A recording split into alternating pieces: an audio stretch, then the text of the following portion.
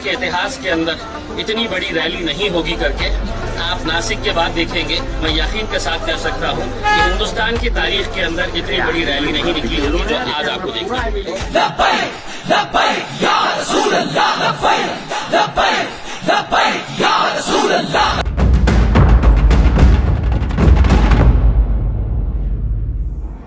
नमस्कार, आदाब, सत श्री अकाल, जय भीम, जोहार। मेरा नाम है नवीन कुमार।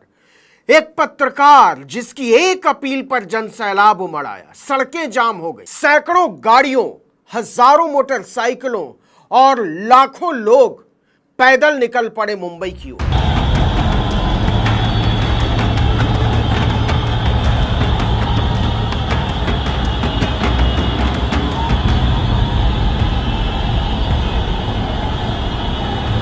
ये लोग किसके कहने पर आए हैं और क्यों आए हैं और इसके पीछे की राजनीति क्या है?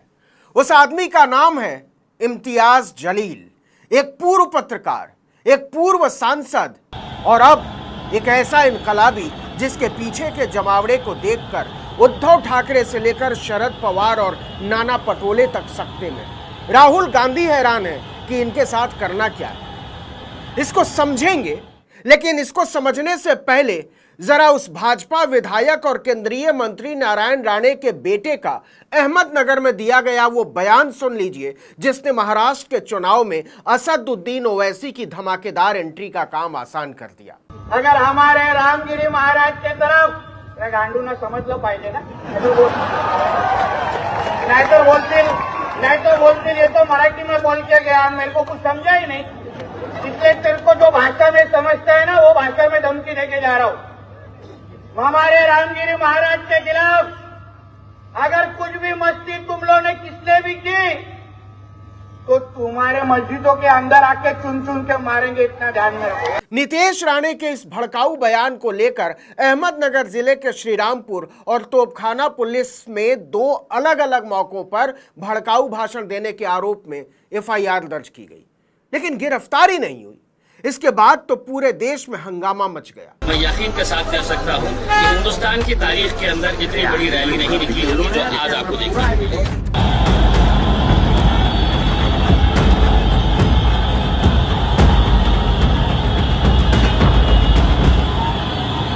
असदुद्दीन ओवैसी ने अपने नेता और पूर्व पत्रकार इम्तियाज जलील को आगे किया और जलील ने तिरंगा यात्रा का ऐलान कर दिया। अपील की कि हम मुंबई की तरफ आगे बढ़ेंगे और इस अपील के बाद जो हुआ वो आपके सामने है।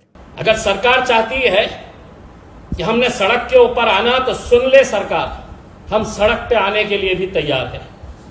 और ये भी सुन लो, अगर तुम रोक सकते हैं तो रोक लो।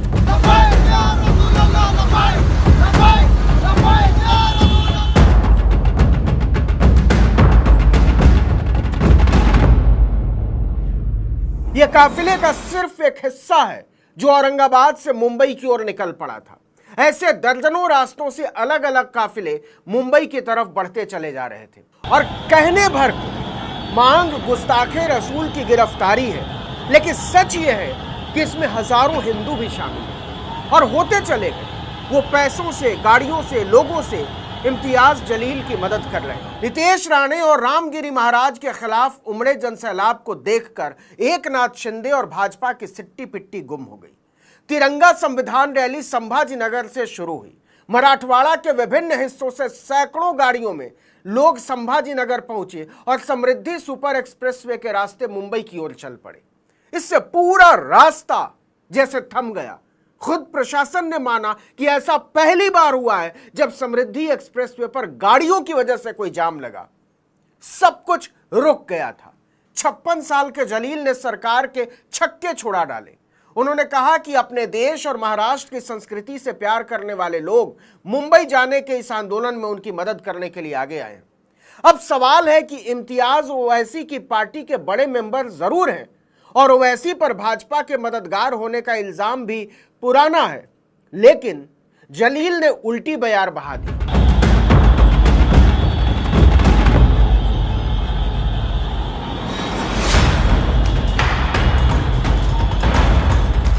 और इस बयार में भाजपा से लेकर शिंदे तक पत्ते की तरह कांप उठे। क्योंकि उन्होंने तिरंगा, ज्योतिबा फुले, साहू जी महाराज, बाबा साहब अंबेडकर और शिवाजी महाराज तक का नाम लेकर मुंबई की तरफ कूच किया है। वो कह रहे हैं कि जिन लोगों ने महाराष्ट्र की संस्कृति को भुला दिया है, उन्हें हम इसकी याद दिलाने के लिए मुंबई जा रहे हैं।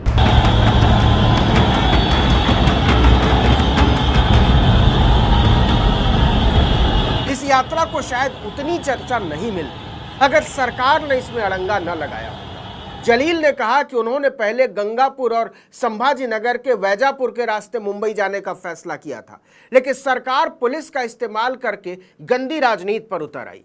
उन्होंने कहा गंगापुर में एक हिंदुत्व समर्थक संगठन को मार्च के लिए बुलाया गया। वहां बुलाए गए लोग मंच पर खड़े होते और सिर्फ एक खास समुदाय को निशाना बनाते हैं। इम्तियाज जलील कहते हैं कि हम किसी भी तरह का कोई टकराव नहीं चाहते, इसलिए किसी भी तरह के संघर्ष से बचने के लिए हम अपनी तिरंगा संविधान रैली को समृद्धि एक्सप्रेसवे के रास्ते आगे ले गए। 5 दिन के बाद आपको बताया जाएगा कि सड़क के ऊपर कैसा निकला जाए, मुंबई की तरफ कूच कैसा किया जाए। कायदे से देश चलता है, महाराष्ट्र के अंदर कायदा है, कोई गुंडा राज नहीं चल रहा है, और आप डराने का है तो किसी और को डराइए। इम्तियाज जलील ने एक वीडियो संदेश जारी करके अलग अलग क्षेत्रों के लोगों से समृद्धि एक्सप्रेसवे के रास्ते पर रैली में शामिल होने की अपील की थी। जैसे जैसे खबर फैलती गई, लोग तिरंगा रैली में जुड़ते चले गए। देर शाम वो मुलुंड टोल नाके पर पहुंचे। मुंबई में प्रवेश करने की बहुत कोशिश की, लेकिन उन्हें एंट्री नहीं मिली। इस जनसैलाब को देखकर सरकार हिल गई है।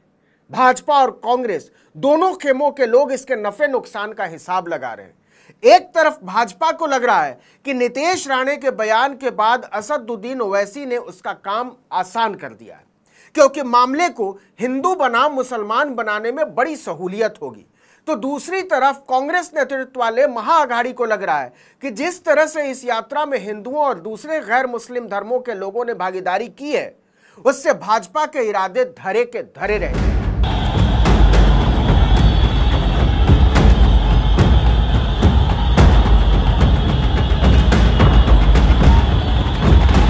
अब जरा समझिए कि इम्तियाज जलील हैं कौन, जिनकी एक अपील पर यह तूफान आया है।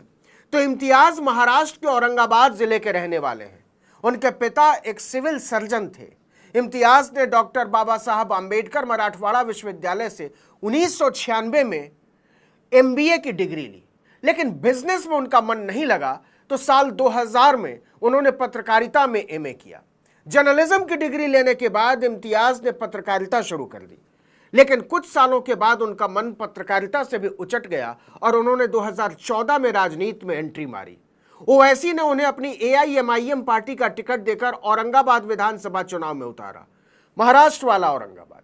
चुनाव के केवल 22 दिन पहले टिकट मिलने के बावजूद इम्तियाज ने शिवसेना के प्रदीप जायसवाल को लगभग 20,000 वोटों के अंतर से हराया।